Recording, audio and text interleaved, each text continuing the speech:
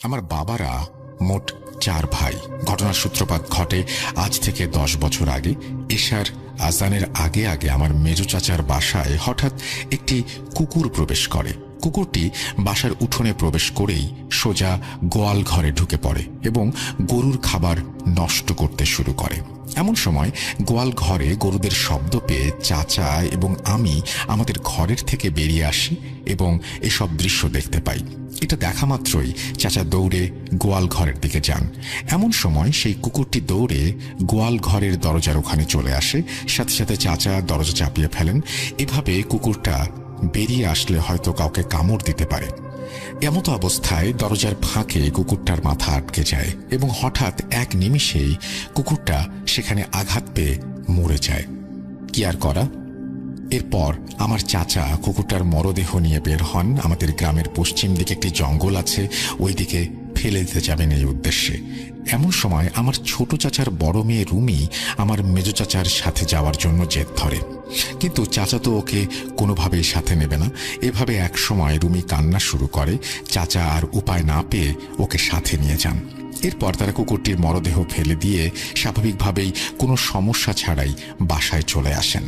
খুব স্বাভাবিকভাবেই এই অনাকাঙ্ক্ষিত ঘটনাটির ইতি ঘটে সেই রাতে।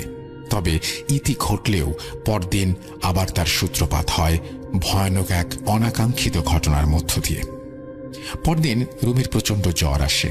সেদিন এশার নামাজের পরে আমার ছোট কাকির চিৎকারে বাসা থেকে সবাই বেরিয়ে আসে। কি হয়েছে জিজ্ঞেস করতে কাকি বলে ওঠেন, রুমি হঠাৎ করে খুব অস্বাভাবিক আচরণ শুরু করেছে। ও শুধু দৌড়ে ঘর থেকে বেরিয়ে যেতে চাচ্ছে আর শুধু বলছে, আমার বাসস্থান এখানে না, আমি এখানে থাকবো না, আমাকে জঙ্গলে যেতে হবে, ওরা আমাকে ডাকছে, ওরা আমাকে নিয়ে যেতে এসেছে। আমি রুমিকে আটকাতে না পেরে চিৎকার দিয়েছি এবং রুমিকে ঘরে আটকে রেখে বাইরে এসেছি। কাকের মুখে এসব কথা শুনে চাচা এবং আমি দৌড়ে রুমির ঘরে চলে যাই। দরজা খুলতেই রুমি দৌড়ে বেরিয়ে যেতে শুরু করে। আমি এবং চাচা মিলে ওকে পেছন থেকে ধরে ফেলি, কিন্তু কোনোভাবেই ওকে ধরে রাখতে পারছিলাম না আমরা।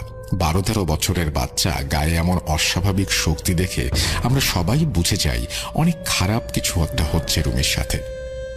এরপর কোনো রকমে রুমিকে আমরা ঘরে নিয়ে যাই এবং খাটের সাথে বেঁধে রাখি। এমন সময় রুমি হঠাৎ করেই অজ্ঞান হয়ে যায়। রুমির এমন আচরণ দেখে আমি সাথে সাথেই আমাদের পাশের বাসার একজন দাদু, ওনার নাম হচ্ছে নেফাতুল্লাহ শাহ, তাকে ডেকে নিয়ে আসি। তিনি ভালো ঝাড়ফুঁক এবং রুকাইয়ার কাজ জানতেন। নেফাতুল্লাহ দাদুকে নিয়ে আমি রুমির ঘরে প্রবেশ করতেই রুমির জ্ঞান ফিরে আসে। দাদুকে দেখে রুমি তাচ্ছিল্যের হাসি হাসতে শুরু করে এবং ভারী গলায়